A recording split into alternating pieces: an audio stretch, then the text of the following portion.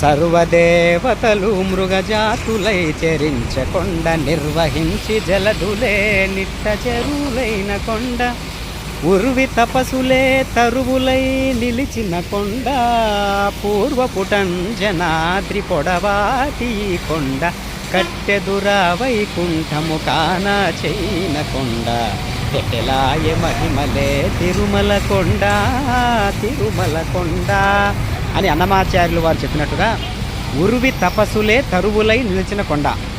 అలాంటి మహావృక్షాలు ఎన్నో ఉన్నాయి, దేవతా వృక్షాలు. వాటిల్లో అతి అరుదుగా లభించేటటువంటి మొక్క ఒక మహావృక్షంగా మనకు గోచరిస్తూ ఉన్నది. దాని పేరే ద్వాదశ బిల్వపత్ర వృక్షము. ఇది చాలా అరుదుగా లభించేటటువంటి మొక్క, ఎక్కడ దొరకదు.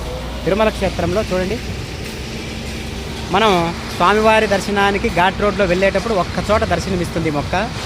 మళ్ళీ మనం స్వామివారి దర్శనం చేసుకున్న తర్వాత రివర్స్లో వచ్చేటప్పుడు దిగేటప్పుడు ఒక్కచోట ఈ మహావృక్షం దర్శనమిస్తుంది. ఈ గొప్ప వృక్షాన్ని మనం దర్శించినంత మాత్రం చేతనే ఋషుల యొక్క ఆ తపస్సు ఈ మొక్కల రూపంలో ఉంటుంది అని అన్నమాచార్యులు వారు చెబుతున్నారు కదా. కాబట్టి అలాంటి మహా దేవతా వృక్షాన్ని మనం ఈరోజు దర్శిస్తూ ఉన్నాం. ద్వాదశ బిల్వపత్ర వృక్షము చూసారా. ఓం నమో వెంకటేశాయ.